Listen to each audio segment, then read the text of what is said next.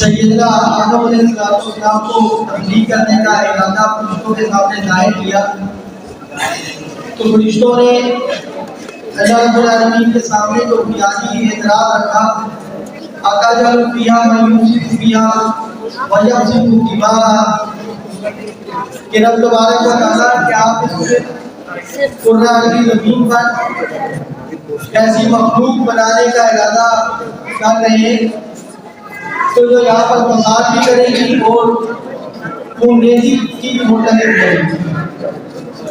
اللہ رب العالمین نے فرشتوں کو جواب میں کہا کہ جو میں جانتا ہوں تمہارے علم میں نہیں۔ اللہ رب العالمین نے انہیں عملی طور پر سکھانے کے بتانے کے لیے کچھ چیزیں آدم علیہ السلام کو سکھائی۔ وَعَلَّمَ آدَمَ الْأَسْمَاءَ كُلَّهَا اللہ رب العالمین نے آدم علیہ السلام کو سکھانے کے بعد پھر وہ چیزیں فرشتوں کے سامنے پیش کر کے کہا اگر تم اپنے اس دعوے میں سچے ہو کہ یہ انسان اس قرہ پر فساد کا اور خونریزی کا مرتکب ہوگا تو ان چیزوں کے نام بتاؤ۔ فرشتوں نے بیعت زبان کے بعد کہی کہ سبحانک لا علم لنا الا ما علمتنا انک انت العلیم الحکیم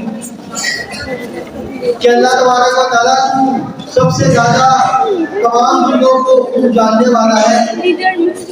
اور تیرے تمام معاملات جو ہے وہ حکمت سے پورے ہیں۔ تو ہمیں اسی بات کا علم ہے کہ تو نے ہمیں سکھایا۔ اللہ رب العالمین نے آدم علیہ السلام کو کہا کہ آدم تمام چیزوں کے نام فرشتوں کے سامنے رکھیں۔ اب جب آدم علیہ السلام نے ان چیزوں کے نام بتا دیے تو پھر اللہ رب العالمین نے تمام فرشتوں کو آدم علیہ السلام کو سجدہ کرنے کو حکم دیا۔ تو یہاں پر بنیادی جو بات سمجھ میں آئی وہ یہ کہ اللہ رب العالمین نے انسان کو زمین پہ بھیجا اور زمین میں بھیجنے کے بعد بھیجتے وقت سے پہلے اللہ رب العالمین نے علم کی دولت عطا فرمائی اور یہ بتا دیا کہ انسان زمین میں جب تک علم کے ساتھ وابستہ رہے گا یہ فساد اور خونریزی جیسے تمام کاموں سے جناب محفوظ رہے گا۔ اللہ رب العالمین نے جب سیدنا آدم علیہ السلام کو زمین پر بھیجا تو وہاں پر ان کو زمین پر اتارتے وقت یہ بات ارشاد ہوئی کہ تمہارے پاس میری طرف سے ہدایت آئے گی۔ اب یہ تو اللہ رب العالمین کی طرف سے جو ہدایت آئی اللہ تبارک و تعالیٰ نے ظاہر کرا کے دیا کہ ضرور تمہارے پاس آئے گی فمن تبع ہدایا تو جو میری ظاہر کردہ ہدایت کی پیروی کرے گا اس پر کسی قسم کا خوف اور خطر نہیں ہوگا۔ پھر اللہ رب العالمین نے انبیاء کرام علیہ السلام کا یہ سلسلہ جاری و ساری رکھا اور یہ سلسلہ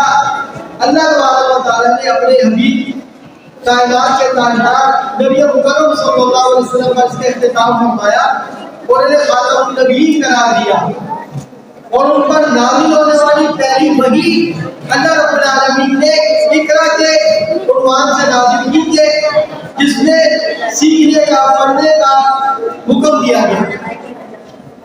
پھر اس کے علاوہ قرآن مجید میں بے شمار مقامات ہیں جہاں پر اللہ رب العالمین نے علم کی اصحاب علم کی فضیلت بیان کی ہے، علم کے حاصل کرنے کا حکم دیا ہے۔ تو یہ طلبہ یہ اساتذہ بڑے خوش نصیب ہے کہ جو اس سلسلہ ضابطہ کے ساتھ منسلک ہے کہ جو انبیاء